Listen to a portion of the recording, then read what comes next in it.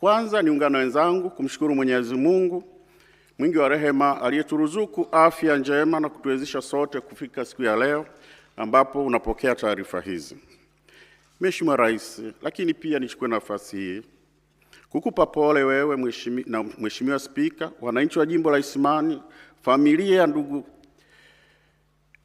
familia na Watanzania wote kwa kuondokewa na aliyekuwa waziri wa nchi, ofisi ya waziri mkuu, sera, bunge, uratibu na wenye ulemavu, Mheshimiwa William Vangimembe Lukuvi. Poleni sana. Mheshimiwa Rais, nipo mbele yako kutekeleza masharti ya ibara ya 143 ibara ndogo ya 4 ya Katiba ya Jamhuri ya Muungano wa Tanzania ya mwaka 1977.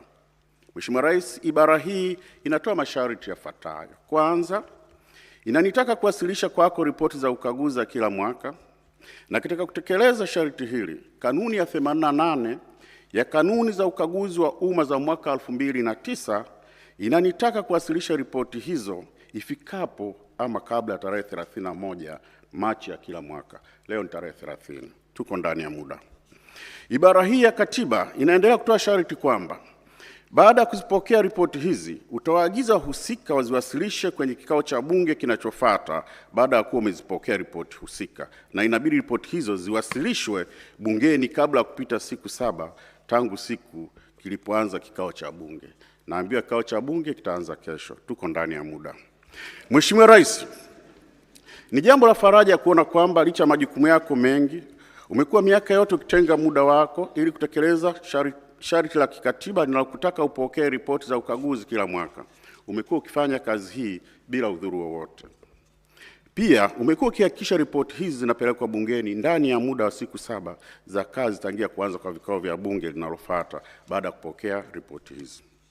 Kwa kuwa serikali imekuwa ikitekeleza sharti la kuzipeleka bungeni ripoti za ukaguzi ndani ya muda uliowekwa kikatiba, hivyo hakuna siku ambayo mdhibiti na mkaguzi mkuu wa hesabu za serikali amewahi kulazimika kuziwasilisha mwenyewe kwa spika wa bunge kama katiba inavyosema. Mheshimiwa Rais, nikupongeze sana kwa kuhakikisha masharti ya kikatiba yanatekelezwa kwa ukamilifu wake. Hii inaonyesha dhamira yako ya kweli katika kukuza uwazi na uwajibikaji kwenye serikali na taasisi za umma. Mheshimiwa Rais, napenda pia kukupongeza kwa kuanza rasmi utekelezaji wa Dira ya Taifa ya Maendeleo ya 2050 katika mwaka wa fedha huu ambao tunauanza, mwaka 2025-26, ambao inaweka misingi wa kujenga uchumi shindani, jumuishi na unategemea uwajibikaji wa pamoja na matumizi bora ya rasilimali za umma. Mheshimiwa Rais, dira hii ina malengo ya Tanzania kuwa nchi ya kipato cha kati cha juu ikiwa na watu zaidi ya milioni 118, uchumi wa thamani ya dola za Kimarekani trilioni 1, na wastani wa pato la kila mtu la dola za Kimarekani milioni 7 ifikapo 2050. Mheshimiwa Rais, haya ni malengo sahihi kabisa na yanatekelezeka kutokana na rasilimali tulizonazo katika taifa hili. Na ili tekelezwe, tuwe na dhima moja, dhamira moja na utashi wa pamoja kama taifa wa kusimamia rasilimali za taifa letu, kuhakikisha ukusanyaji sahihi wa mapato na pia kuhakikisha matumizi sahihi ya mapato hayo. Mheshimiwa Rais, ni matumaini yangu kuwa ripoti zinazowasilisha zitakupa taswira halisi kuhusu usimamizi wa fedha na rasilimali nyingine za umma pamoja na utendaji wa taasisi za umma katika kutekeleza shughuli zake, ikiwemo miradi mikubwa ya serikali na kuwatumikia wananchi. Mheshimiwa Rais, baada ya maelezo haya ya awali, ninaomba sasa uniruhusu nijielekeze katika kutoa muhtasari wa matokeo ya ukaguzi wangu kwa mwaka wa fedha wa 2024-2025. Kama sheria ya ukaguzi inavyosema, baada ya ripoti hizi kuwasilishwa bungeni, zitakuwa wazi kwa wananchi ili wazisome na kuona kwa kina nini kimo kwenye ripoti hizo ambazo ninaziwasilisha kwako hapa leo. Mheshimiwa Rais, nianze na idadi ya kaguzi nilizofanya kwa mwaka wa fedha 2024-2025. Kwa mwaka wa fedha 2024-2025 nimefanya jumla ya kaguzi 1553 za aina mbalimbali, zikihusisha kaguzi 1339 za hesabu za fedha, kaguzi 18 za ufanisi, kaguzi za kiufundi kwa njia real time audit 12, kaguzi za mifumo ya tehama 137 na kaguzi maalum na za kiuchunguzi 47, ambazo kati ya hizo kaguzi za kiuchunguzi na maalum 38 zimekamilika na 9 ziko katika hatua mbalimbali ya kukamilishwa. Mheshimiwa Rais, kuhusu kaguzi maalum na za kiuchunguzi 47 nilizosema hapo juu, kaguzi 45 zinatokana na maombi ya taasisi za serikali, viongozi na wadau mbalimbali. Kaguzi 2 nilizianzisha mimi mwenyewe. Kati ya maombi hayo kutoka kwa viongozi na taasisi za serikali, Bunge liomba kaguzi 7, Waziri Mkuu aliomba kaguzi 1, vyombo vya kiuchunguzi kwa maana TAKUKURU, DCI na TCEA waliomba kaguzi, jumla ya kaguzi 31. Wakuu wa taasisi za serikali waliomba kaguzi 2. Na kupitia taarifa za siri toka kwa wananchi tulifanya jumla ya kaguzi 4. Mheshimiwa Rais, mwenendo wa hati za ukaguzi. Katika mwaka wa fedha 2024-2025 nimetoa jumla ya hati 1339 za kaguzi, ikiwa ni 38 ikilinganishwa na hati 1301 nilizotoa katika mwaka wa fedha 2023-2024. Kati ya hati hizo 1339, hati 221 zinahusu tawala za mikoa na mamlaka za serikali za mitaa. Hati 225 zinahusu mashirika ya umma. Hati 562 zinahusu serikali kuu na hati 331 zinahusu miradi ya maendeleo. Mheshimiwa Rais, kati ya hati hizo zinazoridhisha ni 1326 sawa na 99%. Hati zenye shaka ni 10 sawa na 0.8. Hati mbaya ni 1 sawa na 0.1. Na taasisi 2 sawa na 0.1 nimeshindwa kutoa maoni ya ukaguzi. Kwa ujumla, hati za ukaguzi wa hesabu zinaonyesha kuwa utayarishaji wa hesabu unaridhisha na kwa kiasi kikubwa unazingatia taratibu na kanuni za uandaji wa hesabu hizo.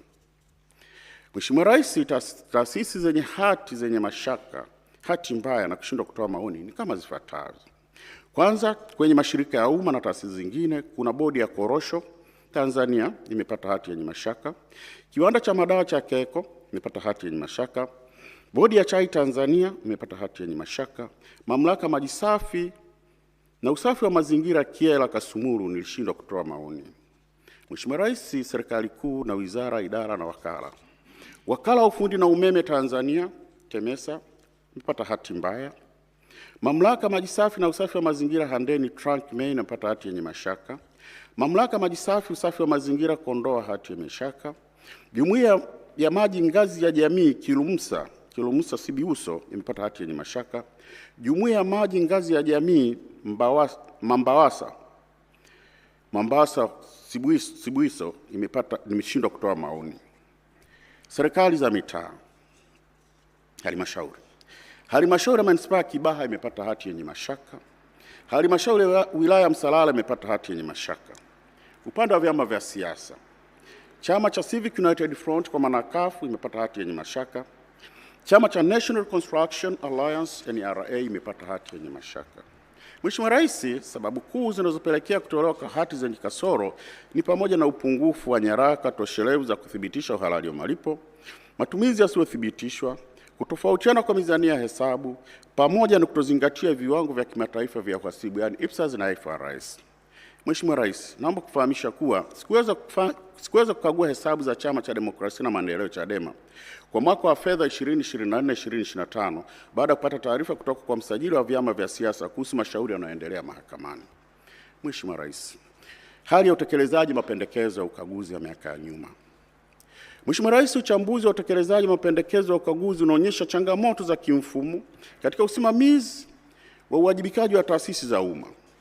Kati ya mapendekezo 38,181 yaliyotolewa miaka ya nyuma mpaka leo ni 36.7% pekee yaliyotekelezwa kikamilifu, huku 43.5% yakiwa bado katika utekelezaji na 7.5% hayajatekelezwa kabisa. Hii inaashiria kuwa juhudi za marekebisho hazijafikia kiwango kinachoweza kuleta mabadiliko ya haraka na yenye tija. Vile vile uwepo wa mapendekezo yanayodumu kwa kipindi cha miaka 7 hadi 20 bila kutekelezwa kunaonyesha changamoto ya kudumu katika ufuatiliaji wa utekelezaji pamoja na kushindwa kushughulikia vyanzo vya matatizo kwa maana root causes. Hali hii inaendelea kuhatarisha upotevu wa rasilimali za umma na kudhoofisha ufanisi wa taasisi. Mheshimiwa Rais, nikupe mifano ya hoja za muda mrefu. Mamlaka ya Mapato Tanzania ina madeni ya kodi yanayofikia takriban shilingi bilioni 7.24 ambayo yameendelea bila kukusanywa kwa zaidi ya miaka 17. Mamlaka ya hifadhi ya bahari na maeneo ya hifadhi ina madeni ya shilingi milioni 658 yanayodaiwa na jamii ya Mafia hajalipwa kwa zaidi ya miaka 15. Cashewnut Board of Tanzania, mali na viwanja vyenye thamani ya takriban shilingi bilioni 3.28 bado havijapatiwa hati miliki kwa zaidi ya miaka 13, jambo linalohatarisha umiliki wa mali za serikali.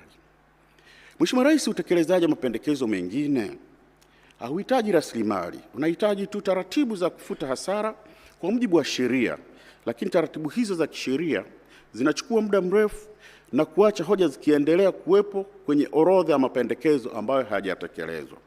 Kwa ujumla, mwenendo huu unaonyesha kuwa mfumo wa ufuatiliaji wa utekelezaji wa mapendekezo ya ukaguzi unahitaji kuimarishwa zaidi ili kuhakikisha matokeo ya ukaguzi yanakuwa nyenzo muhimu katika kuimarisha utendaji serikalini. Mheshimiwa Rais, changamoto hizi zinatokana na kukosekana kwa mifumo madhubuti ya uwajibikaji katika taasisi za serikali kwa ajili ya kuratibu ufuatiliaji wa hoja za CAG na utekelezaji wa mapendekezo ya ukaguzi. Hata hivyo, mfumo wa IFTMIS uliopo chini ya ofisi ya Waziri Mkuu TAMISEMI umeanza kuonyesha matokeo chanya, ambapo unatumika TAMISEMI na mamlaka zote 184 za serikali za mitaa, na ofisi ya CAG imepewa haki ya kutumia kwa ajili ya ufuatiliaji. Mheshimiwa Rais, kwa kuzingatia ufanisi huo wa mfumo, napendekeza mfumo huo uangaliwe ili kuweza kutumika kwa taasisi zote za serikali pamoja na kuunganishwa na mifumo ya ufuatiliaji wa Bunge ili kuimarisha uwajibikaji, kuongeza ufanisi wa ufuatiliaji wa mapendekezo ya ukaguzi. Mheshimiwa Rais, pia napendekeza mlipaji mkuu wa serikali awasimamie maafisa masuhuri kuhakikisha wanatekeleza mapendekezo ili kuondoa mrundikano wa mapendekezo ambayo hajatekelezwa kwa muda mrefu. Kama nilivyosema, mengine hahitaji tu kufuta hasara ambazo zimeonekana ni hasara, ni kuleta kwa mlipaji mkuu wa serikali, CAG akithibitisha, tunapeleka bungeni, zinafutwa na kuziondoa kwenye ile orodha ya hoja ambazo hazijatekelezwa, mapendekezo ambayo hayajatekelezwa. Mheshimiwa Rais, mwenendo wa deni la serikali.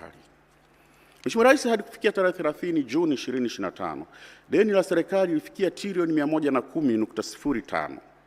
Kiasi hiki kinajumuisha deni la ndani la shilingi trilioni 35.5 na deni la nje la shilingi trilioni 74.55. Mwenendo huu unaonyesha kuwa ndani ya mwaka mmoja deni limeongezeka kwa shilingi trilioni 12.7 sawa na 13.04 ikilinganishwa na mwaka wa fedha wa 2023/2024. Ongezeko hili limechangiwa zaidi kwa kuongezeka kwa mikopo ya nje pamoja na kushuka kwa thamani ya shilingi dhidi ya dola ya Marekani, ambao kushuka kwa thamani kumechangia ongezeko la deni la shilingi trilioni 2 kutokana na exchange rate. Mheshimiwa Rais, tathmini ya uhimilivu wa deni, debt sustainability analysis, imebaini kuwa deni la serikali bado lipo ndani ya viwango salama vinavyokubalika kimataifa, huku thamani ya sasa ya deni lote la umma kwa pato la taifa ikiwa ni 40.7 chini ya ukomo wa 55, na deni la nje kwa pato la taifa likiwa ni 24.9 chini ya ukomo wa 40. Aidha, uwiano wa deni la nje kwa mauzo ya nje ni 125.5 ambao bado upo ndani ya kiwango cha 180. Viashiria hivi pamoja na ukuaji wa uchumi vimeimarisha uaminifu wa Tanzania kimataifa, jambo linaonekana kupitia ukadiriaji mzuri wa utulivu wa hadhi ya ukopaji ambao Moody's wametupatia daraja la B1 kwa maana tuko stable mwezi Desemba 2024, na Fitch Ratings ilitoa daraja la B+ kwa maana stable Machi mwaka huu. Haya ni mashirika ambayo yanatathmini uwezo wa ukopaji katika nchi mbalimbali na uwezo wa uchumi na uvumilivu. Mheshimiwa Rais, usimamizi wa mapato. Mwenendo wa ukusanyaji wa mapato. Bajeti ya serikali kwa mwaka wa fedha 2024/2025 ilifikia trilioni 50.29, ambapo mapato yaliyopatikana yalikuwa ni shilingi trilioni 47.82 sawa na utekelezaji wa 93.11. Mapato ya ndani yaliendelea kuwa chanzo kikuu kwa kufikia 99.41 ya lengo, huku mamlaka ya mapato Tanzania TRA ikiwa mchangiaji mkuu wa makusanyo hayo, yakionyesha utendaji mzuri wa ukusanyaji ambapo yalivuka lengo. Nichukue nafasi hii Mheshimiwa Rais kuipongeza serikali na TRA kwa ufanisi huu. Aidha, serikali iliongeza utegemezi wa mikopo ya kibiashara ambayo ilivuka lengo na kufikia 108.18%, wakati misaada ya mikopo nafuu ilifikia 39.73% ya lengo. Mheshimiwa Rais, kutowasilishwa fedha za mifuko maalum special funds kwenye mifuko husika. Mheshimiwa Rais, nibaini kutowasilishwa kwa fedha ya mifuko maalum ambapo kiasi cha shilingi trilioni 2.28 kilichokusanywa na Mamlaka ya Mapato Tanzania kutokana na tozo za mafuta na reli kiliingizwa kwenye mfuko mkuu wa hazina. Kati ya kiasi hicho, shilingi bilioni 780.88 pekee ndizo zilizowasilishwa kwenye mfuko husika, ikiwemo mfuko wa barabara, mfuko wa nishati vijijini, mfuko wa reli na mfuko wa maji, huku shilingi trilioni 1.48 zikibaki bila kupelekwa na kutumika kwa shughuli nyingine. Hata hivyo, Mheshimiwa Rais, mifuko maalum ya serikali imekuwa mingi, inahitaji kutathminiwa kwa kina, kwani hali hii inadhoofisha dhana ya kuwa na mfuko mkuu wa hazina. Mheshimiwa Rais, ninatambua juhudi za serikali katika kuboresha mifuko hii. Hata hivyo, kwa kuwa hali imekuwa ikiendelea kwa muda mrefu kutokana na mwenendo unaojirudia, napendekeza serikali ifanye mapitio ya mfumo wa kisheria ili kuweka utaratibu unaoruhusu mgawanyo ulioainishwa wazi kati ya fedha zinazopelekwa kwenye mifuko maalum na mfuko mkuu bila kuathiri utekelezaji wa majukumu ya mifuko hiyo. Mheshimiwa Rais, kesi za kodi za rufaa zilizokwama. Ukaguzi umebaini kuwa kuna mrundikano mkubwa wa kesi za kodi zisizotatuliwa zenye thamani ya takriban shilingi trilioni 10.75 kwa Tanzania bara na Zanzibar, ikiwa katika ngazi za bodi ya rufaa za kodi TRAB, baraza la rufaa za kodi TRAT na mahakama ya rufaa Tanzania CIT.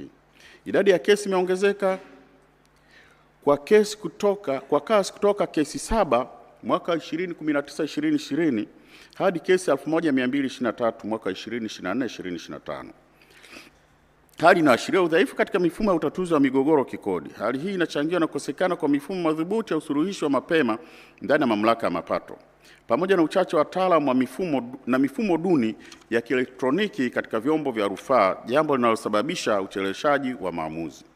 Mheshimiwa Rais, napendekeza serikali ifanye mapitio maalum ya kesi zote na kuweka malengo ya muda kuzitatua, kuimarisha mifumo ya usuluhishi wa ndani ya TRA ili kupunguza rufaa zisizo za lazima na kuongeza wataalamu pamoja na matumizi ya mifumo ya kidijitali katika vyombo vya rufaa za kodi ili kuharakisha usikilizwaji wa mashauri ya kodi.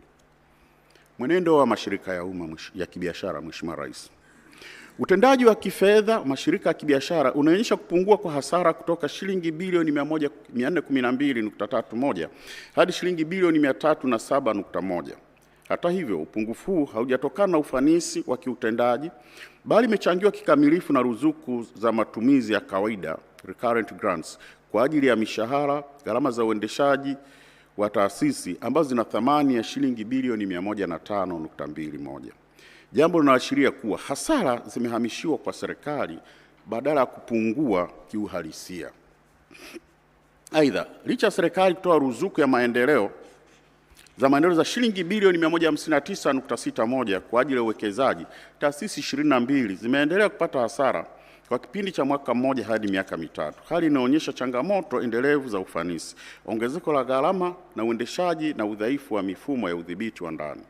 Mheshimiwa Rais, niongelee kampuni yetu ya ndege. Mheshimiwa Rais, kampuni ya ndege Tanzania ATCL imeendelea kupata hasara ambapo kwa mwaka wa fedha 2024-2025 ilipata hasara ya shilingi bilioni 191.19, ikiwa ni ongezeko la 108% na hivyo kufikisha jumla ya hasara tangia lianzishwe ya shilingi bilioni 748. Licha ya kuendelea kupokea ruzuku za serikali kwa ajili ya mishahara na gharama za uendeshaji. Mheshimiwa Rais, hasara hii imechangiwa na mambo yafuatayo: ongezeko la gharama za uendeshaji kuzidi ukuaji wa mapato, ambapo gharama ziliongezeka kwa shilingi bilioni 134 na kufikia shilingi bilioni 675. Shirika lifanya safari chini ya matarajio, ambapo njia 87 za safari zilikuwa na wastani wa ujazo wa abiria load factor wa 55% pekee. Matumizi yasiyo bora ya ndege ya mizigo ya Boeing 767-300F. Ndege ya mizigo ilitumika kinyume na matumizi yake yaliyokusudiwa, ambapo 94% ya safari zilikuwa za masafa mafupi na ya kati badala ya safari zenye safari ndefu zenye mapato makubwa. Aidha, ilifanya safari nyingi chini ya uwezo wake wa kubeba na hatimaye ilisimamishwa, huku ikiendelea kugharimu shirika takriban shilingi bilioni 3.54 kwa ukodishaji na bima bila kuzalisha mapato. Kwa ujumla, hali hii inaonyesha changamoto za kimuundo na kiutendaji zinazoendelea kuathiri ufanisi na uendelevu wa kifedha katika shirika hili. Udhaifu wa mifumo ya udhibiti umepelekea malipo ya shilingi bilioni 20.61 kwa mawakala bila uthibitisho wa kuwafikia abiria, pamoja na marejesho kwa abiria kutokana na kusitishwa ama kuahirishwa kwa safari, yani refunds, za shilingi milioni 310.57 yaliyofanyika bila uthibitisho wa nyaraka. Mheshimiwa Rais, ninaamini shirika letu lina nafasi ya kutengeneza faida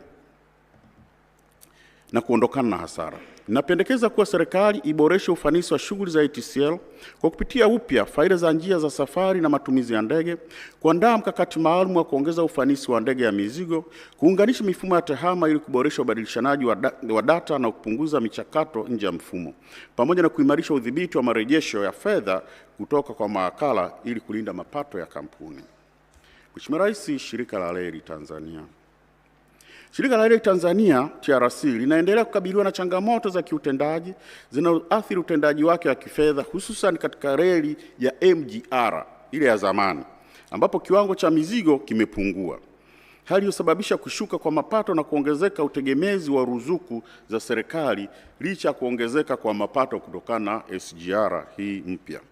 Aidha, shirika limepata hasara kutokana na ajali za treni zilizofikia ajali 328 zilizosababisha upotevu wa takriban shilingi bilioni 3.06 kutokana na uharibifu wa miundombinu na kupotea kwa mapato. Hali hii inaonyesha udhaifu katika uendeshaji, matengenezo ya miundombinu na usimamizi, jambo linaloendelea kudhoofisha uimara wa kifedha wa TRC. Mheshimiwa Rais, kutokana na hali hiyo, napendekeza shirika la reli liimarishe usimamizi wa miundombinu ya reli kwa kuhakikisha ukaguzi wa matengenezo ya mara kwa mara yanafanyika, pamoja na kuangalia uwezekano wa kuanzisha na kutekeleza mfumo madhubuti wa bima kwa mali zote za kimkakati ikiwemo mabehewa. Mheshimiwa Rais, utaratibu wa kuchangia ruzuku kwenye mfuko mkuu wa serikali. Litathmini uzingatiaji wa matakwa ya kisheria yanayohusu uwasilishaji wa michango wa 15% ya mapato ghafi na malipo ya gawio kutoka kwa mamlaka na taasisi za umma. Ukaguzi wangu umebaini kuwa baadhi ya mashirika ya umma na taasisi zisizo za kibiashara zinawasilisha michango katika mfuko mkuu wa serikali, huku zikiwa zinategemea kwa kiasi kikubwa ruzuku kutoka serikalini.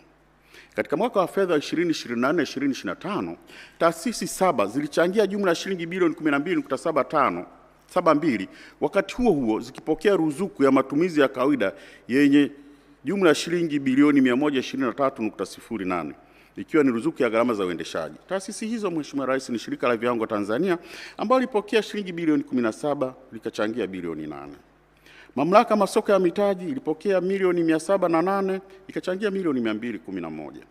Mamlaka maendeleo ya biashara Tanzania ilipokea bilioni 3 ikachangia milioni 637. Baraza la Taifa la Hifadhi na Usimamizi wa Mazingira walipokea bilioni 5 wakachangia milioni 830. Mamlaka ya Afya ya Mimea na Viuatilifu Tanzania ilipokea bilioni 12 ikachangia bilioni 1.6. Kituo cha Uwekezaji Tanzania kilipokea bilioni 2 ikachangia milioni 90. Baraza la Taifa la Elimu ya Ufundi na Mafunzo ya Ufundi Stadi ilipokea bilioni 81 ikachangia milioni 414.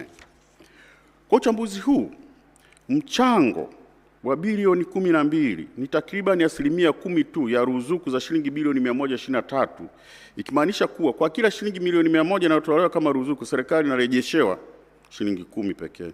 Hali hii inaonyesha kuwa serikali kwa kiasi kikubwa inajichangia yenyewe kupitia taasisi zake badala ya kupata mapato halisi ya ndani, jambo linalopunguza ufanisi wa sera ya mchango wa 15% na kuongeza utegemezi wa mashirika haya kwa ruzuku za serikali.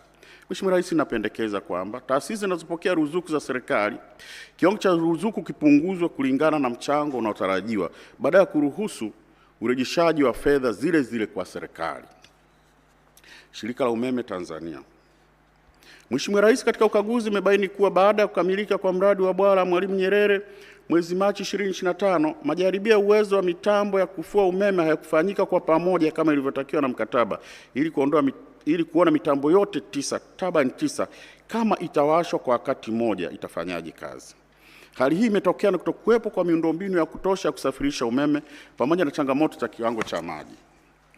Kutofanyika kwa majaribio kamili kwa wakati kunaongeza hatari ya kupokea mitambo isiyokidhi viwango vya ubora na utendaji, jambo ambalo linaweza kusababisha ufanisi mdogo wa uzalishaji umeme na kuongezeka kwa gharama za marekebisho katika kipindi kijacho.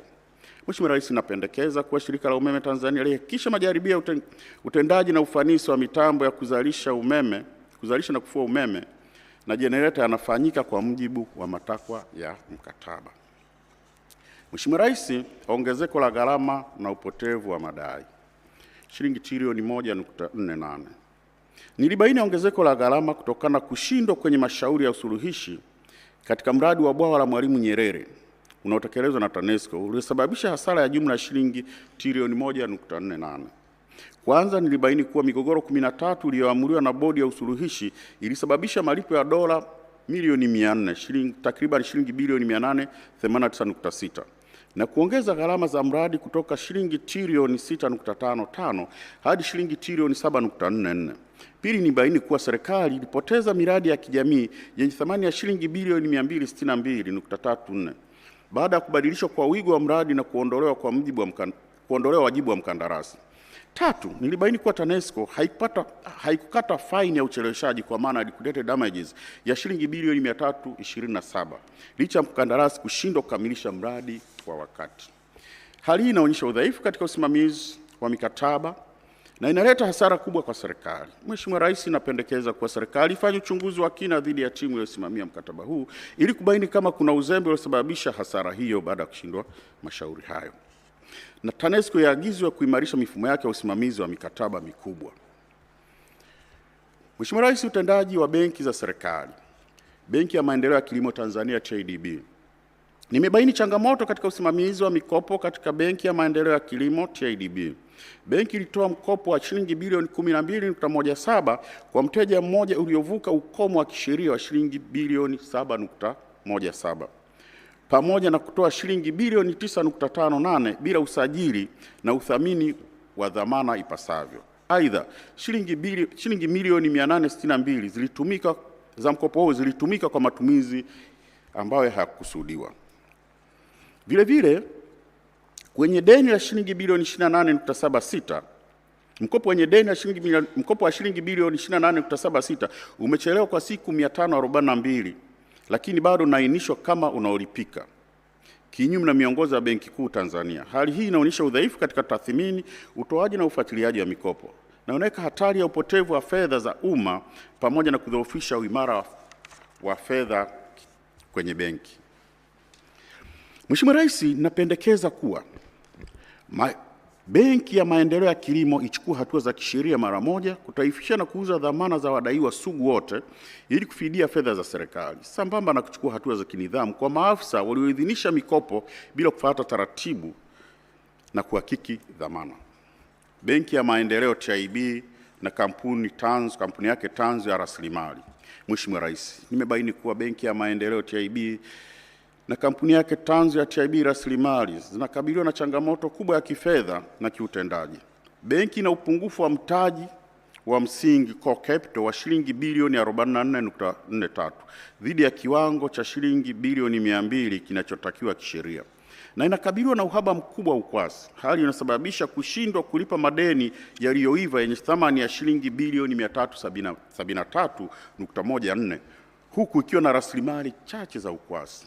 Aidha, kiwango cha mikopo chechefu kimeongezeka hadi 29% juu ya ukomo wa 5% unaotakiwa na Benki Kuu ya Tanzania, pamoja na kuwepo kwa mapungufu katika usimamizi wa mikopo na dhamana, ambapo mikopo yenye thamani ya shilingi bilioni 14.95 haina nyaraka sahihi za dhamana. Vile vile, deni la shilingi bilioni 37 linalodaiwa na Ofisi ya Msajili wa Hazina tangu mwaka 2019 bado halijalipwa, huku kampuni Tanzu ya TIB Rasilimali ikiendelea kupata hasara kwa miaka 5 mfululizo.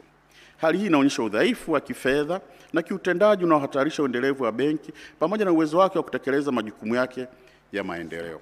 Mheshimiwa Rais, kutokana na matokeo haya, napendekeza serikali ifanye tathmini ya kina ya faida na hasara, kwa maana cost benefit analysis, ili kuamua kama inafaa kuendelea kuweka mtaji mpya kwenye Benki ya Maendeleo TIB au kuhamisha majukumu yake kwenda benki nyingine ya serikali. Vile vile napendekeza kuchukua maamuzi ya kimkakati yanaweza kuhusisha kuiunda upya, kwa maana restructuring, au kuiunganisha kampuni ya TIB rasilimali ili kupunguza hasara kwa serikali. Mheshimiwa Rais, katika kuangalia jinsi ya kuunganisha hii benki ama kuifuta, tuwe makini tusije chukua tatizo la TIB na kupeleka kwenye benki nyingine kama ilivyotokea hapo siku za nyuma. Lakini serikali iendelee na utaratibu wa kuyabaini mashirika na taasisi za umma za aina hii na kuziunganisha kwa kufuata taratibu za kisheria ili kuleta ufanisi kwenye serikali. Mheshimiwa Rais, utendaji wa mifuko ya hifadhi ya jamii. Nimebaini udhaifu katika usimamizi na ukusanyaji wa michango katika mifuko ya hifadhi ya jamii, ambapo jumla shilingi takriban shilingi trilioni 2.24 bado hazijakusanywa kutoka kwa waajiri, ikiwa ni ongezeko la 85% ikilinganisha na mwaka uliopita. Hali hii inaonyesha changamoto zinazoendelea katika ufuatiliaji na utekelezaji wa ukusanyaji madeni. Mfuko wa Taifa wa Hifadhi ya Jamii NSSF unadai shilingi trilioni 2.09, ongezeko la 99%, ambapo shilingi bilioni 562.63 zimepitiliza zaidi ya miezi 12 bila kukusanywa. Mfuko wa Hifadhi ya Jamii kwa Watumishi wa Umma, kwa maana PSSSF, unadai shilingi bilioni 89.81, huku madeni yamejikita kwenye taasisi chache ikiwemo TAZARA na shilingi bilioni 54.09 zimepitiliza muda. Mfuko wa fidia kwa wafanyakazi unadai shilingi bilioni 59.45, ongezeko la 5.3%, ambapo shilingi bilioni 30.24 zimechelewa kukusanywa. Kwa ujumla, zaidi ya shilingi bilioni 666 zimepitiliza mwaka mzima bila kukusanywa. Hali inaonyesha udhaifu mkubwa wa ufuatiliaji na utekelezaji wa sheria na hivyo kuhatarisha ukwasi wa mifuko pamoja na uwezo wake wa kulipa mafao ya wanachama kwa wakati. Napendekeza kuwa mifuko iingie mikataba rasmi ya malipo na waajiri yenye mpango mahususi wa ulipaji, structured settlement plan. Pia mifuko imarishe ufuatiliaji na utekelezaji wa sheria ili kuhakikisha marejesho ya madeni yanafanyika kwa wakati. Sekta ya afya. Mheshimiwa Rais, ukaguzi umebaini udhaifu wa kimfumo katika usimamizi wa mnyororo wa ugavi wa dawa na vifaa tiba katika bohari ya dawa MSD, unaojitokeza kuanzia hatua ya upokeaji hadi usimamizi wa hifadhi na usambazaji. Katika hatua ya upokeaji, MSD ilipokea dawa na vifaa tiba vyenye thamani ya shilingi bilioni 20.28 vilivyokuwa na muda mfupi wa matumizi, kinyume na miongozo inayotaka kuwe na angalau 80% ya muda wa matumizi. Hali hii imetokana na uhaba wa dawa pamoja na udhaifu katika mifumo ya ufuatiliaji wa bidhaa zinazopokelewa. Matokeo ya udhaifu huu yanaonekana katika hatua ya usimamizi wa akiba, ambapo MSD ilikuwa na dawa zilizokwisha muda zenye thamani ya shilingi bilioni 18.74, bidhaa zilizoharibika za shilingi bilioni 707.82, pamoja na dawa za bilioni 2.95 zilizo karibu kuisha muda wake katika baadhi ya kanda. Vile vile nimebaini kuwa vifaa tiba vyenye thamani ya shilingi bilioni 5.17 havitumiki katika vituo vya kutolea huduma za afya vya halmashauri 28 licha ya uwekezaji mkubwa uliofanywa na serikali. Halmashauri zilizoathirika zaidi ni halmashauri ya mji wa Newala, vifaa vyenye thamani ya shilingi milioni 790.5, halmashauri ya wilaya ya Kigoma shilingi milioni 657.1 na halmashauri ya mji wa Ifakara shilingi milioni 566.1. Hali hii inachangiwa na uhaba wa wataalamu, kutokamilika kwa miundombinu, ukosefu wa umeme na wa uhakika pamoja na vitendanishi. Kwa ujumla, udhaifu huu unaonyesha mapungufu katika mipango ya matumizi ya rasilimali za afya, unaosababisha matumizi yasiyo na tija ya fedha za umma na kuwanyima wananchi huduma muhimu za afya kwa wakati. Mheshimiwa Rais, ninapendekeza serikali kupitia Wizara ya Afya ihakikishe kuwa bohari ya dawa MSD inaimarisha mipango ya ugavi ili kuepuka upokeaji wa dawa na vifaa tiba vilivyobakiza muda mfupi wa matumizi kinyume na miongozo. Pia kuimarisha udhibiti wakati wa mapokezi na kuweka mfumo madhubuti wa kufuatilia kutekeleza masharti ya urejeshaji wa bidhaa zisizotumika kwa mujibu wa makubaliano na wazabuni. Aidha, serikali kupitia ofisi ya Waziri Mkuu TAMISEMI kwa kushirikiana na Wizara ya Afya iweke kipaumbele cha haraka katika kukamilisha miundombinu muhimu, kuimarisha upatikanaji wa umeme wa uhakika na kupeleka wataalamu stahiki katika vituo vya afya ili kuhakikisha vifaa tiba vilivyonunuliwa vinaanza kutumika kwa wakati, hivyo kuongeza ufanisi wa huduma za afya na kuokoa maisha ya wananchi. Utekelezaji wa miradi. Mheshimiwa Rais, katika ukaguzi wa mradi wa ujenzi wa barabara Kanyani Junction Mvugwe, nilibaini kasoro za ubora katika tabaka la msingi na lami zilizotokana na matumizi ya kokoto zisizokidhi viwango kwenye kipande cha kilomita 47. Licha ya maelekezo ya kitaalamu kutoka kwa mshauri mwelekezi ya kujenga upya eneo lote lenye kasoro kwa kuondoa tabaka la msingi na tabaka la juu, mkandarasi ya kutekeleza maelekezo hayo badala yake aliweka tabaka la double surface dressing na single surface dressing ambalo halitatui tatizo la msingi, na hatua hiyo ilikubaliwa na TANROADS. Ukaguzi ulithibitisha kuwa kasoro hizo ziliendelea kuwepo na kiasi cha takriban shilingi bilioni 17.25 kililipwa kwa kazi hiyo ambayo haikukidhi viwango. Hali hii inaonyesha udhaifu katika usimamizi wa mikataba, ukiukwaji wa maelekezo ya kitaalamu na uwezekano wa upotoshaji wa taarifa. Baada ya kasoro hizo kubainishwa wakati wa ukaguzi, TANROADS ilielekeza kazi hiyo ifanyike upya kama alivyoshauri mtaalamu mwelekezi hapo awali. Kutokana na hali hiyo, serikali iko katika hatari ya kupata hasara ya kifedha na kuingia gharama za ziada za matengenezo ya ujenzi mpya wa barabara katika kipindi kifupi. Mheshimiwa Rais, napendekeza kuwa Wizara ya Ujenzi na TANROADS wasimamie kikamilifu utekelezaji wa mkataba na kuhakikisha mkandarasi anajenga upya kipande chote chenye kasoro kwa kuzingatia viwango vilivyoidhinishwa bila gharama za ziada kwa serikali. Wahakikishe kuwa hakuna malipo yanayofanyika kwa kazi zisizokidhi viwango, pamoja na kuimarisha usimamizi wa kiufundi na uthibitishaji wa ubora wa kazi kabla ya kuidhinisha malipo. Wachukue hatua kwa wahusika wote ambao kusimamia vyema mradi huu. Mheshimiwa Rais, ni muhimu pia kuhakikisha miradi yote ya barabara nchini inasimamiwa kwa weledi mkubwa, kuondoa uwezekano wa miradi hiyo kuharibika mara tu baada ya kukabidhiwa kwa serikali. Mheshimiwa Rais, kupitia kusaini mikataba bila mapitio ya kisheria na kutozingatia ushauri wa mwanasheria mkuu wa serikali. Katika ukaguzi wangu nimebaini kuwa baadhi ya taasisi zilisaini mikataba yenye thamani ya shilingi bilioni 56 bila kufanyia mapitio ya kisheria kwa maana vetting na kama inavyotakiwa, pamoja na kutozingatia ushauri wa mwanasheria mkuu wa serikali. Miongoni mwa mifano iliyobainika ni Chuo Kikuu cha Dodoma katika mkataba wa shilingi bilioni 4.87 na Shirika la Umeme Tanzania TANESCO katika mkataba wa dola za Marekani milioni 4.79, ambapo ushauri wa kisheria haukujumuishwa katika mikataba ya mwisho. Hali hii inaongeza hatari ya serikali kuingia mikataba yenye mianya ya kisheria na vipengele kandamizi, hivyo kuathiri uwezo wake wa kujilinda katika migogoro na kusababisha hasara za fedha za umma. Napendekeza serikali wachukulie hatua stahiki maafisa masuli wote waliosaini mikataba bila mapitio ya kisheria au wanaopuuza ushauri wa mwanasheria mkuu bila kutoa sababu za msingi. Vile vile, mamlaka ya udhibiti wa ununuzi PPRA iweke udhibiti control kwenye mifumo ya NeST itakayofanya mikataba wote kutoendelea na hatua ya malipo hadi uthibitisho wa kimaandishi wa mapitio ya mwanasheria mkuu au mwanasheria wa taasisi utakapoingizwa kwenye mfumo. Nashukuru mkurugenzi wa PPRA anatekeleza hili pendekezo kabla hajaanza. Nashukuru sana. Nadhani nimekuwa overtaken by event kwa sababu ya wasilisho lake.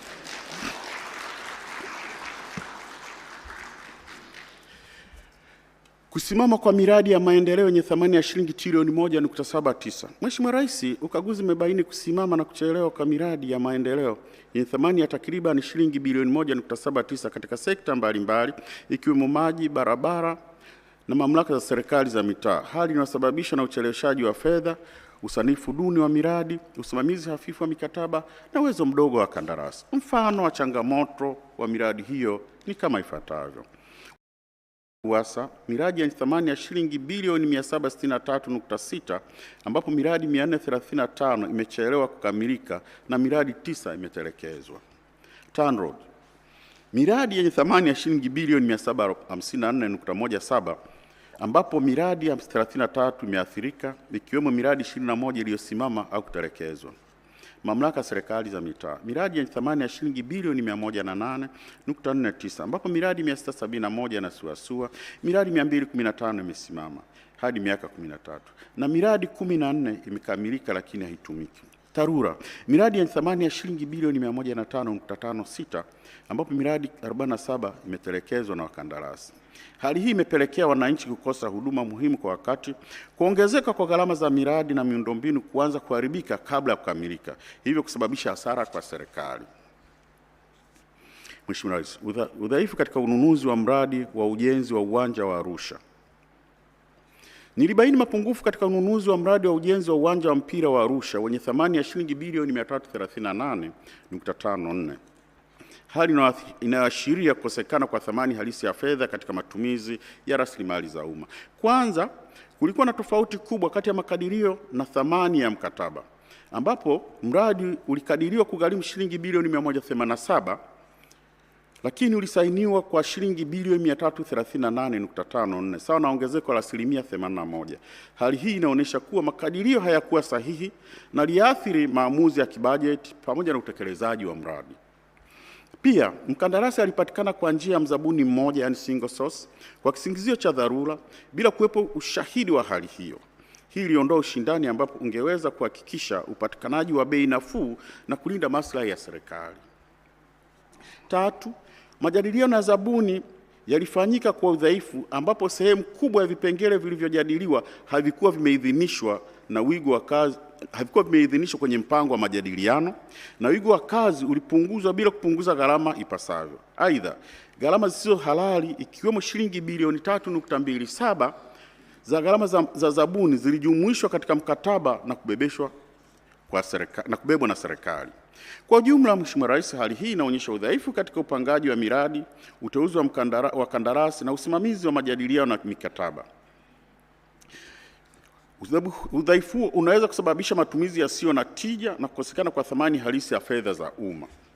Napendekeza Wizara ya Habari, Utamaduni, Sanaa na Michezo iimarishe usimamizi wa ununuzi kwa kuhakikisha makadirio yanayoaminika, matumizi sahihi ya njia za ununuzi na udhibiti madhubuti wa majadiliano na mabadiliko ya mikataba ili kulinda fedha za umma.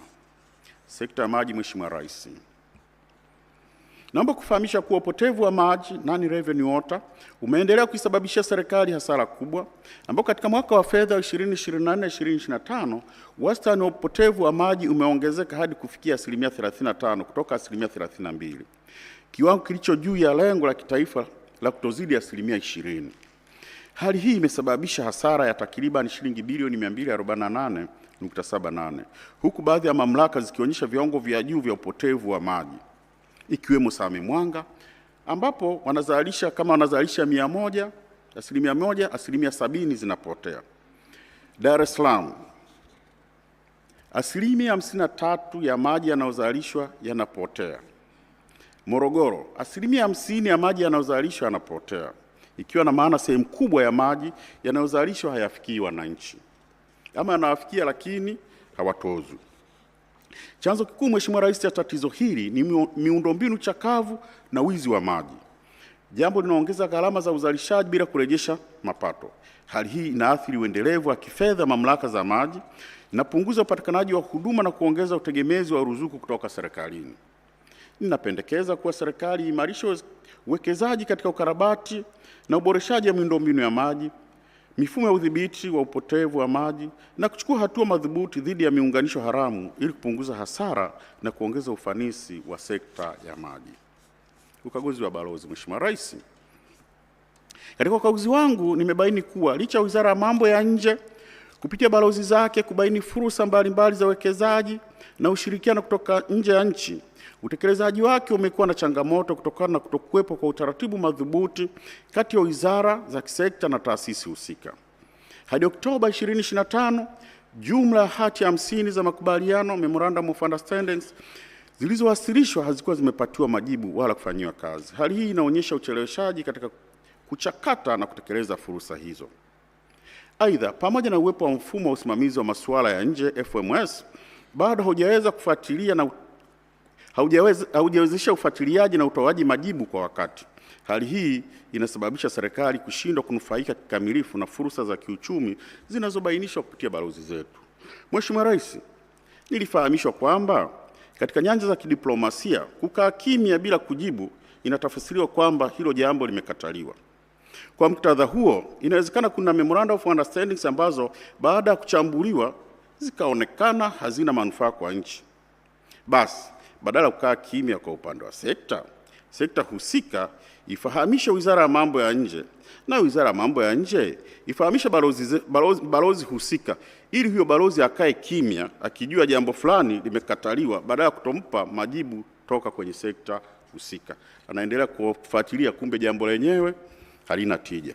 Kwa Mheshimiwa Rais, napendekeza serikali imarishe ufuatiliaji wa fursa za kidiplomasia ya uchumi kwa kuwekwa katika hoja endelevu ambayo itakuwa ikijadiliwa wakati wa vikao vya IMTC chini ya uongozi wa Katibu Mkuu Kiongozi.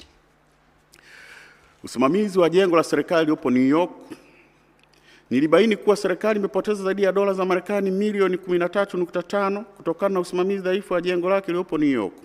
Upotevu huu unatokana na kushindwa kuwasilishwa kwa mapato ya kodi ya pango yaliyokusanywa, kuwepo kwa madeni ya pango ambayo hajalipwa, pamoja na kutotumika kwa baadhi ya maeneo ya jengo kwa muda mrefu. Licha hatua za kubadilisha msimamizi wa jengo, fedha zilizopotea bado hazijarejeshwa na hatua za uwajibikaji dhidi ya wahusika hazijakamilika. Hali hii inaendelea kuonesha udhaifu katika usimamizi wa mali za serikali na ucheleweshaji utekelezaji wa mapendekezo yaliyotolewa awali. Kutokana na hali hiyo, napendekeza Mwanasheria Mkuu wa serikali achukue hatua za kisheria ili kurejesha fedha hizo, na wizara husika imarishe mifumo ya usimamizi na uwajibikaji wa mali zote za serikali zipo nje ya nchi ili kuzuia kujirudia kwa dosari hizi. Mheshimiwa Rais, upotevu wa mapato. Nimebaini ubadhirifu wa fedha za umma wenye thamani ya shilingi bilioni 5.01 katika wakala wa ufundi na umeme TEMESA uliotokana na matumizi mabaya ya mfumo wa ulipaji serikalini kwa maana ya MUSE, ambapo malipo yalifanyika kwa zabuni hewa na kwa zabuni ambao hawakuwasilisha bidhaa wala kutoa huduma kwa wakala. Udanganyifu huu ulifanyika kupitia matumizi ya moduli ya malipo ya pamoja kwa maana bulk payment iliwezesha kulipwa kwa zabuni wasiosajiliwa kwenye mfumo, pamoja na moduli ya hati za malipo normal voucher ambapo malipo yalifanyika bila uthibitisho wa kupokelewa kwa bidhaa au huduma. Kwa mfano, jumla ya shilingi bilioni 2.95 zililipwa kwa zabuni hewa katika mikoa mbalimbali na shilingi bilioni 2.04 zililipwa bila uthibitisho wa huduma, ikiwemo shilingi bilioni 1.95 kwa mzabuni mmoja. Hali hii inaonyesha uwepo wa njama za makusudi za kukwepa udhibiti wa mfumo na udhaifu mkubwa wa mifumo ya ndani ya udhibiti inayosababisha upotevu wa fedha za umma.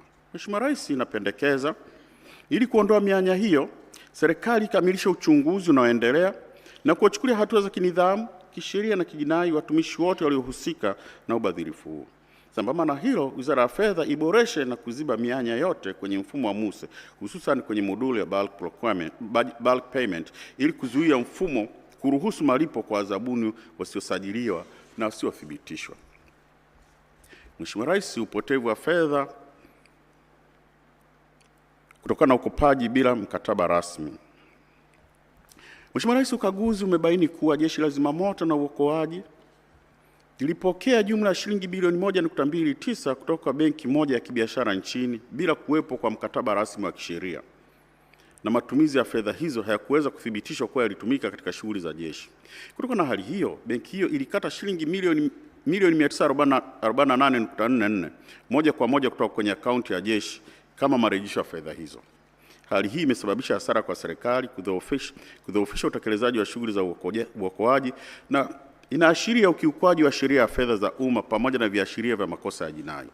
Inapendekeza kuwa serikali ichukue hatua stahiki za kurejesha kiasi cha shilingi milioni 448.44 kutoka kwenye benki hiyo, kwa sababu waliingia mikataba bila walikopesha bila mikataba. Sisi tunaona hizi ni njama za kuibia serikali. Mheshimiwa Rais, uuzaji wa viwanja nje ya mfumo na ugawaji wa viwanja bila malipo. Nilifanya ukaguzi maalum katika halmashauri ya manispaa ya Kibaha kuhusu mradi wa uuzaji wa viwanja katika eneo la Pangani Kibaha, ambapo nilibaini kuwa viwanja 168 vyenye thamani ya jumla ya shilingi bilioni 4.09 viliuzwa nje ya mfumo wa tausi, ambapo kiasi cha shilingi milioni 481.77 kililipwa akaunti za benki za watu binafsi wasiokuwa watumishi wa halmashauri, na kiasi cha shilingi bilioni 3.61 hakikuthibitika upokeaji wake. Pia nilibaini kuwa halmashauri ya manispaa ya Kibaha iligawa viwanja 189 bila malipo yenye thamani ya jumla ya shilingi bilioni 7.84 kwa wanufaika mbalimbali. Hali hiyo imepelekea halmashauri hiyo kukosa mapato hayo. Napendekeza hatua stahiki zichukuliwe dhidi ya wahusika, ikiwemo kuhakikisha urejeshwaji wa fedha ambazo hazikupokelewa. Pia napendekeza viwanja vilivyotolewa bila malipo wahusika walipie viwanja hivyo kwa kuzingatia bei ya soko ili kuipatia halmashauri mapato stahiki. Fursa ya mapato ya hewa ya ukaa. Mheshimiwa Rais, ukaguzi umebaini kuwa Tanzania ina fursa kubwa ya mapato kupitia biashara ya hewa ya ukaa, carbon credits. Ikizingatiwa kuwa misitu na mikoko huhifadhi takriban gigatani 5.8 za carbon zenye thamani inayokadiriwa kufikia shilingi trilioni 1 kwa mwaka. Hata hivyo, fursa hii bado haijanufaisha serikali ipasavyo. Kwa uchambuzi, Wakala wa Huduma za Misitu Tanzania TFA, licha ya kusimamia zaidi ya hekta milioni 14.5 za misitu, haujaripoti mapato yoyote yanayotokana na kaboni. Aidha, miradi mingi ya kaboni ipo katika hatua za awali, ambapo 70% ya miradi iliyosajiliwa bado haijaanza utekelezaji, na baadhi imekwama kwa zaidi ya miaka miwili. Mikataba iliyopo kati ya serikali na waendelezaji binafsi ina udhaifu wa kimuundo. Ingawa mikataba hiyo ina muda wa hadi miaka 40, haijabainisha tarehe mahususi za kuanza utekelezaji. Haijaweka viashiria vya utendaji kwa maana milestones, na haijapanga ratiba ya malipo iliyo wazi. Kutokana na mapungufu hayo, waendelezaji wanaweza kushikilia haki za kaboni kwa muda mrefu bila kuwajibika kutoa matokeo yanayopimika. Kwa sasa serikali inategemea taarifa zinazoandaliwa na waendelezaji binafsi ambao wanapaswa kuthibitishwa. Aidha, mfumo wa uhakiki wa Kituo cha Taifa cha Ufuatiliaji wa Kaboni haujaanza kufanya kazi kamilifu. Hivyo Tanzania haina mfumo huru wa kuthibitisha idadi ya hati za carbon credits zilizouzwa pamoja na bei zake. Mheshimiwa Rais, napendekeza ifuatavyo. Ofisi ya Makamu wa Rais ianzishe na kusimamia utekelezaji wa kamili wa mfumo wa biashara ya kaboni bila kuchelewa. Serikali iandae mkataba wa kitaifa utakaojumuisha masharti ya lazima, viashiria vya utendaji vinavyopimika na ratiba za malipo zilizo wazi, na uanzishwe na kutumika kikamilifu kwa mfumo wa kitaifa wa uhakiki kama chanzo pekee cha taarifa sahihi za biashara ya kaboni. Mheshimiwa Rais, malimbikizo ya madeni kwa taasisi za serikali. Nimebaini kuwa serikali ina malimbikizo ya madeni yanayofikia shilingi trilioni 6.58 yanayodaiwa na wakandarasi, watumishi na fidia kwa wananchi waliopisha maeneo ya miradi. Madeni haya yanajumuisha kwanza, madai ya wakandarasi na wazabuni yanayocheleweshwa ya shilingi bilioni 207, hali inayokwamisha utekelezaji wa miradi na kudhoofisha mitaji ya wazabuni wa ndani. Malimbikizo ya stahiki za watumishi bilioni 305 yanayohusisha madai ya mishahara na stahiki nyingine. Fidia kwa wananchi yani PAPS za shilingi bilioni 218.55, hali inasababisha migogoro ya ardhi na kuchelewesha utekelezaji wa miradi ya kimkakati.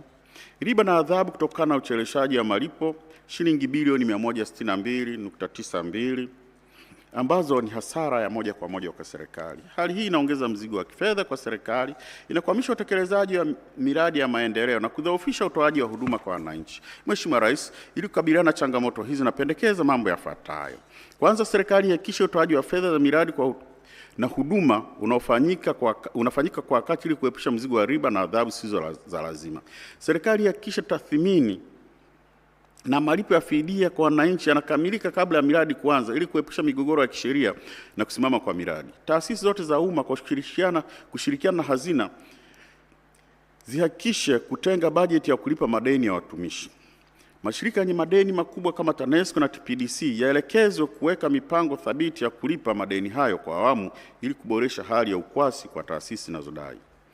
Mheshimiwa Rais, licha ya kuwepo kwa malimbikizo ya madeni ambayo taasisi za umma zinadaiwa na wadau mbalimbali, lakini pia kuna taasisi ambazo nazo zinadai madeni makubwa. Miongoni mwa taasisi zinazoathirika zaidi ni Shirika la Umeme Tanzania TANESCO, ambalo linakabiliwa na changamoto ya madai makubwa yasiyolipwa kutoka kwa taasisi za serikali. Madai haya ya muda mrefu yameathiri uwezo wa kifedha wa shirika katika kuendesha shughuli na kuboresha huduma za umeme. Mfano wa taasisi zinazodaiwa, Mheshimiwa Rais, ni ZECO inadaiwa shilingi bilioni 292, DAWASA inadaiwa bilioni 35, mamlaka za maji za mikoa zinadaiwa bilioni 21, TPDF inadaiwa shilingi bilioni 14, hospitali ya Muhimbili inadaiwa bilioni 10, Wizara ya Maji na Umwagiliaji bilioni 9, taasisi ya mifupa Muhimbili bilioni 4, polisi bilioni 4, magereza bilioni 3. Napendekeza kwamba serikali hakikisha taasisi zake zinalipa ankara zao, TANESCO isimamia kwa umakini ukusanyaji wa madeni na mfumo wa malipo ya kabla prepaid uanzishwe hata kwa taasisi za umma ili kuepuka kujirudia kwa hali hii. Pia napendekeza kuwepo kwa utaratibu madhubuti utakaowezesha hazina kukata fedha kutoka kwa bajeti za wadaiwa wa TANESCO na kuziwasilisha moja kwa moja kwa TANESCO. Wakala wa mabasi yaendayo haraka. Mheshimiwa Rais, nimebaini mapungufu katika usimamizi wa mapato na mikataba ya ubia katika wakala wa mabasi yaendayo haraka kwa maana ya DART, hali inayohatarisha ufanisi wa kifedha na kiutendaji wa mradi. DART inadai madai shilingi bilioni 3.66 ya ada za matumizi ya miundombinu ambazo hazijakusanywa kwa wakati. Hali hii inaonyesha udhaifu katika ufuatiliaji wa mikataba na ukusanyaji wa mapato. Aidha, nimebaini kutozingatiwa kwa matakwa ya kisheria katika mabadiliko ya mikataba ya ubia pamoja na uhakiki usiojitosheleza wa kampuni zinazohusika katika utekelezaji wa miradi. Vile vile mikataba ilisainiwa kabla ya kuanzishwa kwa kampuni mahususi za miradi, special purpose vehicle. Hali inaongeza hatari ya kisheria na migogoro ya kimkataba. Kwa ujumla, udhaifu huu unaonyesha changamoto katika usimamizi wa mikataba ya ubia, ufuatiliaji wa mapato na udhibiti wa utekelezaji wa miradi. Hali inaweza kusababisha upotevu wa mapato na hatari za kisheria kwa serikali. Mheshimiwa Rais, inapendekeza management ya DART imarisha mfumo wa ukusanyaji na ufuatiliaji wa mapato ili kuhakikisha ada zinakusanywa kwa wakati na matakwa ya kisheria ya ubia kati ya sekta ya umma na sekta binafsi PPP yanazingatiwa kabla ya kufanya mabadiliko yoyote ya kimkataba. Na serikali ifanye uhakiki wa kina wa kiufundi, kifedha na kisheria kwa kampuni za utekelezaji na kuimarisha usimamizi wa utekelezaji wa mikataba ikiwemo kutoza adhabu na kudai dhamana. Mheshimiwa Rais, ukaguzi wa mifumo. Ukaguzi umebaini kuwa taasisi nyingi za umma hazizingatii maelekezo ya serikali kuhusu matumizi ya mifumo shirikishi ya kielektroniki, hali inayodhoofisha uwazi, uwajibikaji na ufanisi katika usimamizi wa rasilimali.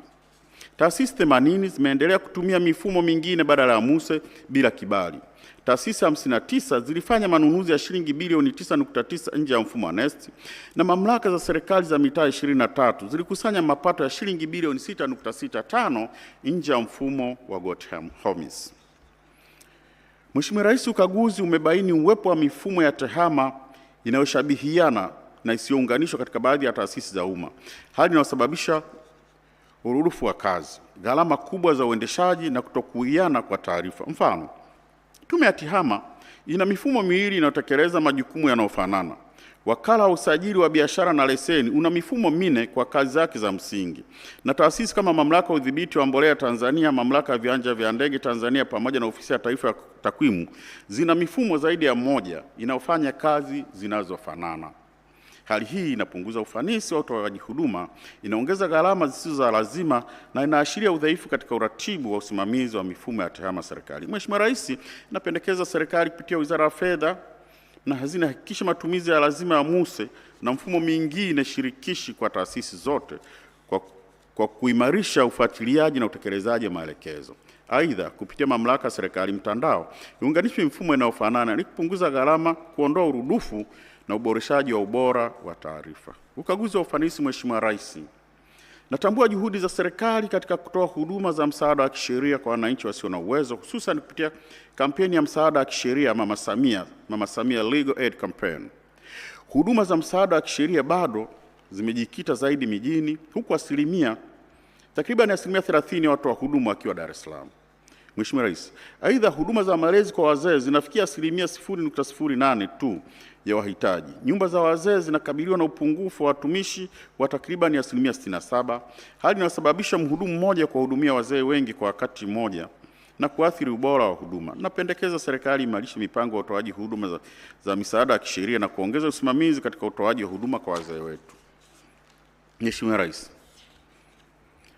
natambua juhudi za serikali katika kuimarisha usalama wa chakula nchini kupitia ujenzi wa upanuzi wa miundombinu ya kisasa ya kuhifadhi nafaka, usimamizi wa akiba hifadhi nafaka ya kimkakati strategic grain reserve bado una changamoto zinazoathiri uthabiti wa bei za chakula.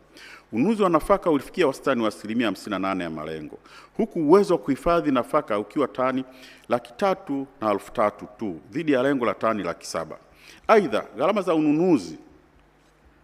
ununuzi iliongezeka kutoka shilingi 496,120 hadi 813,496 kwa tani kutokana na matumizi ya fedha za manunuzi yasiyo na tija. Vile vile, udhibiti dhaifu wa ubora pamoja na miundombinu duni ya uhifadhi uliathiri ubora na usalama wa hifadhi ya nafaka. Napendekeza serikali imarishe mpango wa ununuzi wa nafaka, kuboresha utaratibu wa upatikanaji wa fedha, kuimarisha matengenezo ya maghala na kuanzisha mifumo madhubuti ya usimamizi wa hifadhi ya nafaka za kimkakati ili kuongeza hifadhi ya chakula na kuimarisha uthabiti wa bei. Changamoto katika usimamizi wa usalama na afya mahala pa kazi. Mheshimiwa Rais, ukaguzi umebaini kuwa Mamlaka ya Usalama na Afya Kazini haikusajili takriban 79% ya maeneo ya kazi yaliyobainishwa nchini, hali iliyochangiwa na ushirikiano usiojitosheleza kati ya taasisi husika. Aidha, uwiano wa madai ya fidia yaliyolipwa ulipungua kutoka 81% mwaka wa fedha 2021/2022 hadi 53% mwaka wa fedha 2024/2025 kutokana na ongezeko la madai pamoja na ucheleweshaji wa uchakataji wake. Napendekeza serikali imarishe usajili wa ukaguzi wa maeneo ya kazi pamoja na kuboresha mifumo ya kushughulikia madai ya fidia kwa wakati. Mheshimiwa Rais, ukaguzi umebaini kuwa uhimilivu wa kifedha wa serikali unaendelea kukabiliwa na changamoto kutokana na ukuaji mdogo wa mapato yasiyo ya kodi. Mchango wake katika bajeti ya taifa uliendelea kuwa mdogo kati ya 6% na 6.9%, huku ufanisi wa ukusanyaji ukishuka kutoka 84% hadi 74% ndani ya kipindi cha miaka mitatu. Hali hii ilichangiwa na udhaifu wa uratibu wa taasisi pamoja na jitihada hafifu za kubaini na kuendeleza vyanzo vipya vya mapato yasiyo ya kodi. Mheshimiwa Rais, naongelea mapato yasiyo ya kodi, sio mapato ya kodi yanayokusanywa na TRA. Napendekeza serikali imarishe mifumo ya kubaini na kukusanya mapato yasiyo ya kodi pamoja na kuimarisha ufuatiliaji na uwajibikaji katika taasisi zinazohusika na ukusanyaji wa mapato ili kuchochea maendeleo endelevu na ustawi wa jamii. Mheshimiwa Rais, naelekea kuhitimisha. Kabla ya kuhitimisha hotuba yangu, naomba nikushukuru tena kwa kutenga muda wako ili kupokea taarifa hizi. Pia nimshukuru Mheshimiwa Spika wa Bunge, Mheshimiwa Zungu, kwa ushirikiano mkubwa ambao taasisi yangu inapata kutoka kwenye bunge lake. Niwashukuru makatibu wakuu na wakuu wote wa taasisi za umma kwa ushirikiano wao wakati wote wa ukaguzi. Bila wao nisingeweza kumaliza ukaguzi huu. Nashukuru sana kwa ushirikiano mkubwa. Niwashukuru na kuwapongeza watumishi wa Ofisi ya Taifa ya Ukaguzi kwa kutekeleza majukumu yao kwa weledi na kujituma. Wao wamekuwa wakiona, mimi na baini. Nawashukuru sana. Tuendelee kufanya kazi kwa moyo wa shukrani. Mwenyezi Mungu, Mungu wa rehema, awabariki sana watumishi wa National Audit Office. Mwisho, ila sio kwa umuhimu, nishukuru familia yangu ikiongozwa na mke wangu Melinda, watoto wangu Raya, Robi, Mkami, Nyanswe na Charles kwa kunipa faraja wakati wa kutekeleza majukumu haya ya kikatiba. Mheshimiwa Rais, niwatakie wote sikukuu njema ya Pasaka inayokuja hapo mbeleni. Mheshimiwa Rais, sasa niko tayari kwa mujibu wa mamlaka chini ya ibara ya 143 ya Katiba ya Jamhuri ya Muungano wa Tanzania mwaka 1977 kama ilivyofafanuliwa katika kifungu cha 34 cha Sheria ya Ukaguzi wa Umma sura 418. Naomba kuwasilisha kwako ripoti za ukaguzi kwa mwaka wa fedha 2024/2025 kama ifuatavyo. Kwanza, ripoti ya ukaguzi wa serikali kuu, ripoti ya ukaguzi wa serikali ya Ofisi ya Waziri Mkuu, Tawala za Mikoa na Mamlaka ya Serikali za Mitaa na Sekretariati za Mikoa. Ripoti ya tatu ni ripoti ya ukaguzi wa mashirika ya umma, 4, ripoti ya ukaguzi wa miradi ya maendeleo. 5, ripoti ya ukaguzi wa mifumo ya TEHAMA. 6, ripoti ya ukaguzi wa ufanisi. 7, ripoti ya ufuatiliaji wa utekelezaji wa mapendekezo ya ukaguzi wa ufanisi. 8, ripoti 19 zinazohusu ukaguzi wa ufanisi katika sekta mbalimbali. 9, ripoti 12 za ukaguzi wa kiufundi zinazotumia mbinu ya ukaguzi wa wakati halisi kwa maana ya real time. Mheshimiwa Rais, niko tayari kukabidhi ripoti hizo. Asanteni sana. Asante, naomba tumpongeze kwa makofi mengi CAG. Viongozi tuendelee kuketi, na Mheshimiwa Rais wa Jamhuri ya Muungano wa Tanzania ameshasogea tayari kupokea ripoti hiyo. Makofi tena mengi.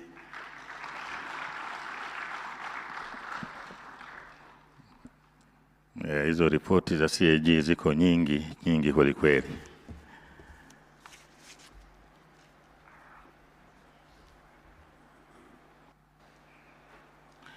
Mheshimiwa Rais wa Jamhuri ya Muungano wa Tanzania, umezisikiliza na hatimaye kupokea ripoti 3 zilizowasilishwa kwako muda mfupi uliopita. Kwa sasa